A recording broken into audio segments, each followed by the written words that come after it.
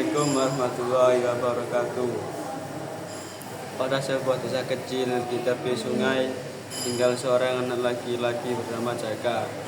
Dia ceria dan pintar, tetapi ada satu kebiasaan buruknya.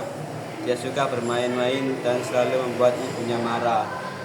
Ibu Jaka bernama Mbak Siti, seorang wanita yang kerja keras setiap hari, mencuci dan menjual kue di pasar agar bisa membiayai kehidupannya dengan Jaka. Tapi Jaka selalu mencari cara untuk mengganggunya. Ketika Mbak Siti sedang memasak, dia akan menyebarkan tepung kemana-mana.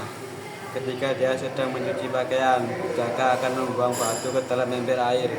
Setiap kali itu Mbak Siti akan marah, menggeram, dan menyalahkannya. Tetapi Jaka hanya tertawa dan berpikir itu lucu. Begitu hari, Mbak Siti bilang, "Jaka, jangan terus membuatku marah. Hatiku akan lelah dan badanku akan sakit."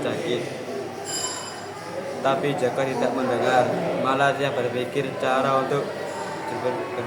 baru untuk membuat ibunya marah.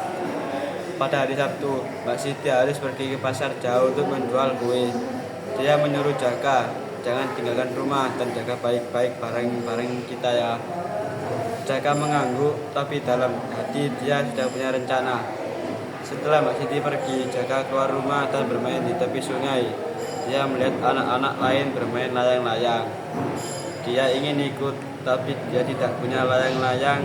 Maka dia pulang ke rumah dan mengambil selai kain cantik yang Mbak Siti simpan untuk membuat baju baru.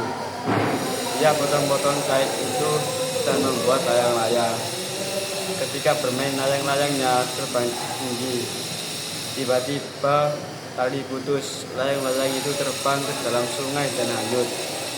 Jaka merasa sedih, tapi tidak terlalu berpikir. Dia pikir, ibu cuma akan marah sebentar saja. Sore hari, Mbak Siti pulang dari pasar dengan wajah lelah. Dia ingin mengambil kain untuk membuat baju, tapi tidak ketemu. "Jaka, di mana kain yang aku simpan?" tanyanya dengan suara gentar. Jaka malu, tapi dia jawab dengan percaya diri, "Aku potong buat layang-layang, tapi sudah hanyut ke sungai." Mbak Siti melihatnya, matanya penuh air, tapi kali ini dia tidak marah.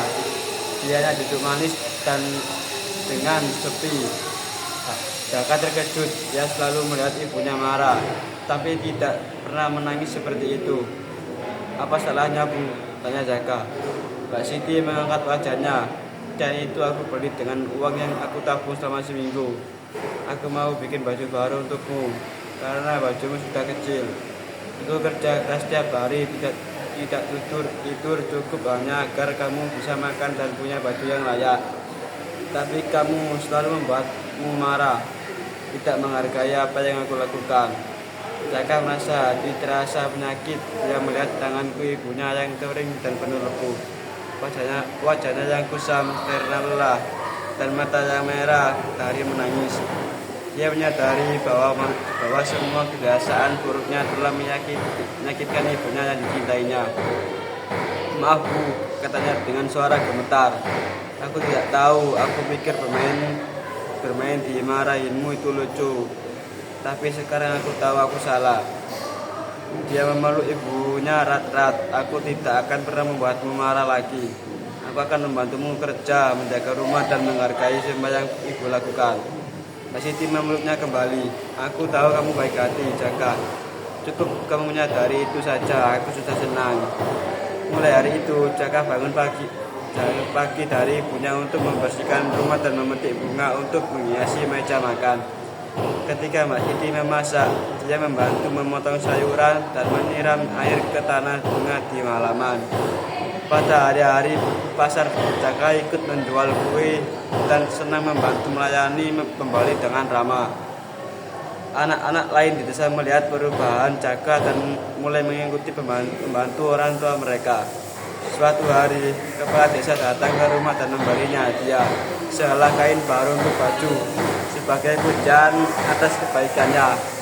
Mbak Siti menangis lagi, tapi kali ini menangis senang karena melihat anaknya tumbuh menjadi orang yang bertanggung jawab. Jaka memakai baju yang dibuat dari kain hadiah itu dan merasa bangga bukan karena bajunya cantik, tapi karena ia mendapatkan dengan usaha yang baik. Setiap kali ada anak lain yang ingin bermain dimarahin orang tuanya, Jaka akan menceritakan pengalamannya dan memberitahu mereka betapa penyakitannya. Dia juga mengajarkan anak-anak itu bagaimana membantu orang tua dan membuat mereka senang-senang dengan hal kecil. Nutup anjing. Assalamualaikum warahmatullahi wabarakatuh.